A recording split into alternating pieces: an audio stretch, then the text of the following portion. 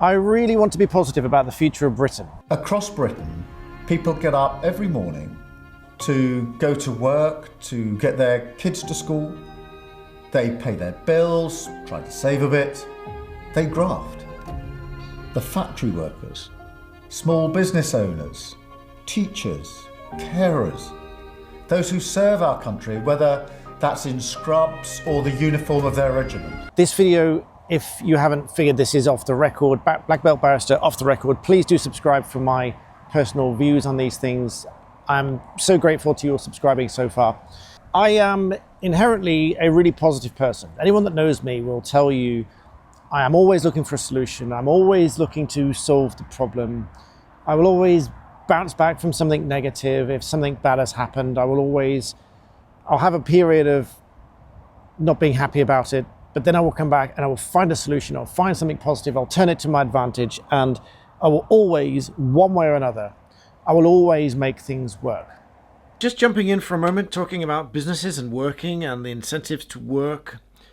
For a business, with the increase in employer national insurance, that is making it more difficult to take on new staff, which has two effects. One, it is a huge increase in costs for those businesses. So they will either struggle to take on new staff, struggle to grow, or even struggle to survive as it is because of the increasing costs. Private schools are the biggest example of that in my view, because they have a huge number of staff. They have the buildings, and with the loss of business rates relief, as well as employer national insurance, as well as the VAT hit on the fees, massive cost to those as a business.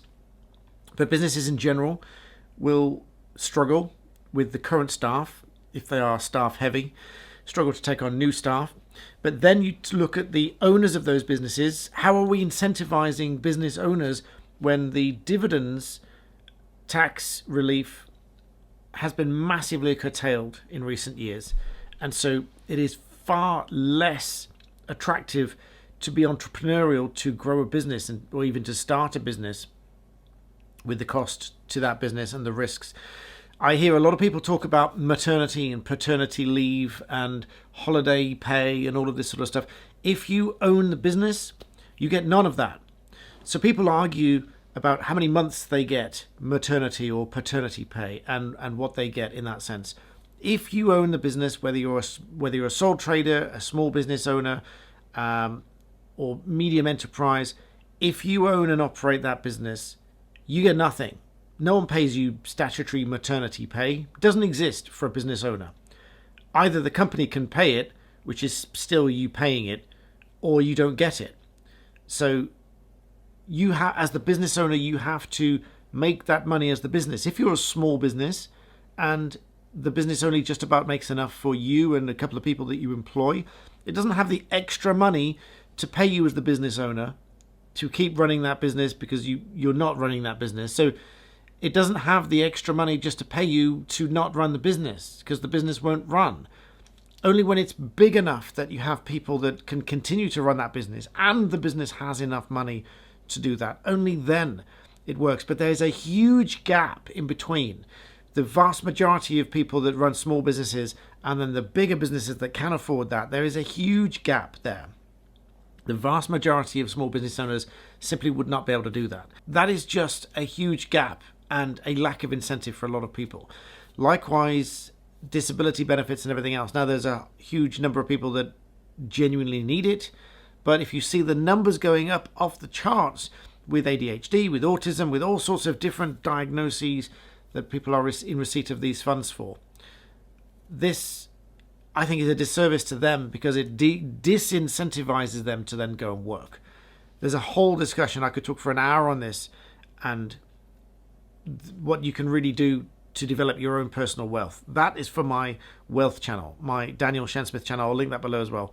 Pop over there and subscribe. But I had to jump in and add this while I was editing this park video this morning. And so I really want to be positive about the future of Britain. And Keir Starmer's message this morning really hit a nerve on a number of levels, because I agree with the sentiment. And I think it's a really good sentiment that Britain's best days are ahead. But I have a real difficulty with how things are at the moment, what's going on at the moment, and the projection of where things are going at the moment. Because I struggle to see how we can undo a lot of the damage that's already been done. Such as the sheer number of migrants in this country. Now, migration as a general concept is not a bad thing. As I've said many times, my wife is Chinese. There's a lot of positive to migration as a whole, but uncontrolled illegal migration for those that are coming here, 95% of whom then claim asylum.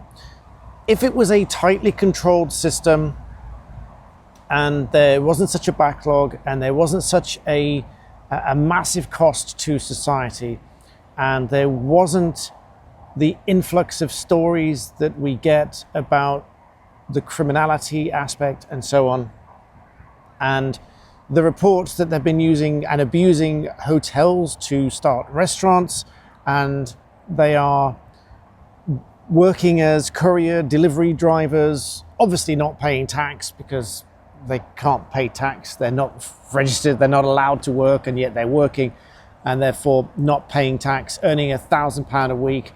One of the news organizations did an experiment to see how quickly they could get registered on one of these apps to start delivering, and they got verified, well, not verified, they got active within 15 minutes.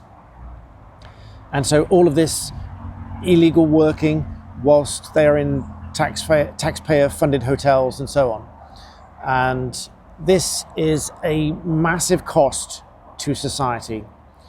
And when you look at the graphs over the years of the number of asylum seekers in hotels versus dispersal accommodation, you'll see, if you go back a few years, if I find the graphic, I'll put it on screen, but if you go back a few years, you can see a steady number in hotels.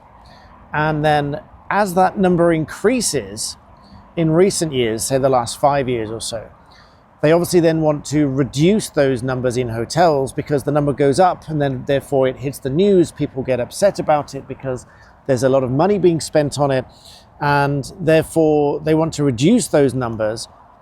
Then they start to move them into dispersal accommodation, which is essentially houses, flats, or buying the building, because if they buy a hotel or they buy a block of flats, then it's no longer the same kind of hotel statistic, it's dispersal accommodation.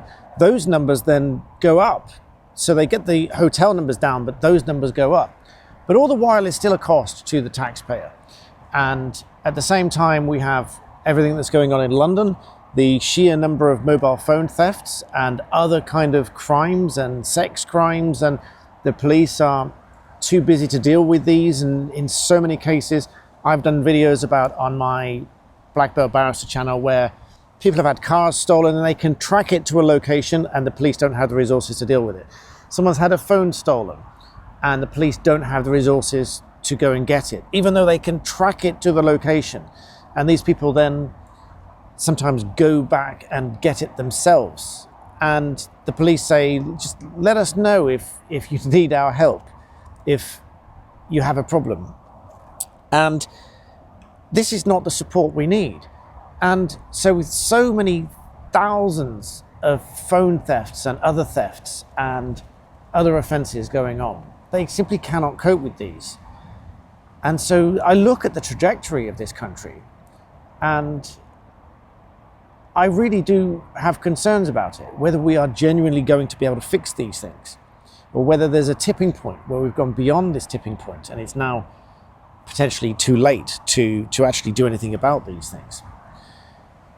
So the sentiment from Keir Starmer, I absolutely agree with. The sentiment should well be that the best days are ahead. I am an eternal optimist. I always look for the solutions. And I can't help but think that some of the solutions are just not workable, such as, the mass deportations as a concept would certainly help. It would relieve to a large extent the pressure on the NHS. It would relieve to a large extent the pressure on taxpayers, some £6 odd billion a year. that is being spent. And I don't even know, I don't think that incorporates the cost to the courts and the tribunal system that then goes on and on for many years. And with all the excuses that we've seen of people not being deported because their child doesn't like chicken nuggets, or he might have to shave his beard off, or he might be ostracized in the community because he's a sex offender, or any number of different excuses, that they've been granted protection here and therefore not been deported. So all of these things, I think there's a serious risk to the future of this country. And a lot of people ask me, why don't I go into politics? Well, I've never been interested in going into politics. I've never been interested in talking about politics before the last 6 months or so. But that is why when I started doing that on Black Belt Barrister channel, some people didn't like it. They suddenly don't like, and this is the problem with politics. Some people will love you until they disagree with something you say, then they cancel you because they don't like what you say, they don't like your opinion. There might be some opinions, some things that people don't agree with. So, for example, I agree with a lot of what Rupert Lowe says. I won't agree with everything he says, and I won't pretend to. And there's a lot of other people like that. And just the reverse is true. I disagree with a lot of what a lot of people say. But at the same time, I won't disagree with everything they say. A few examples. Mike Tapp, I've disagreed with a lot of things he said. Doesn't mean I disagree with everything he says. And there's a lot of people that fall into that category. So where do we draw this line? How do we fix things? We've got so many different opinions. And with the very subtle change on the Parliament website that MPs no longer have to represent, or rather it says that they no longer represent your interests, they represent the country's best interests. This is now very concerning. And furthermore, we have MPs routinely questioned on news programs these days who, to put it bluntly, haven't got a clue what they are talking about. They are asked for figures, they are asked for details, and they don't know. Ministers asked about major infrastructure, such as a tunnel. They don't know where it starts, they don't know where it ends, and they don't know what it costs. Asked about all sorts of different figures and talking about different issues, paternity leave, all sorts of things, and they haven't got a clue what these figures are. Now the thing is, I'm not going to profess to know all the details all the time, but if I were the minister for one particular thing, then I would make sure that I get those details, I have those details. None of us are libraries and data banks. We can have those details in front of us, we can get those details so that we can refer to them. It's just like law. When someone asks me a question, I probably know, because if they ask me a legal question, it's going to be within my practice area, and therefore I know what the answer is. But I'll still check, because that becomes part of the regular routine. So even though it might be a piece of law that I'm intimately familiar with, I will still check it. I will get it in front of me, so I have the precise wording. So a random example, talking about folding pocket knives, and Section 139 of the Criminal Justice Act 1988. I will bring that up and get the specific wording. I know what it says, and I know what the rules are, but I will still bring that up to just double check if I'm asked a question about it. And the same applies for many other things. But I do have concerns. So also I agree with the sentiment of Keir Starmer this morning, and I like the idea that Britain's best days are ahead. I have my concerns. Let me know in the comments your thoughts, your concerns, and whether you agree with me.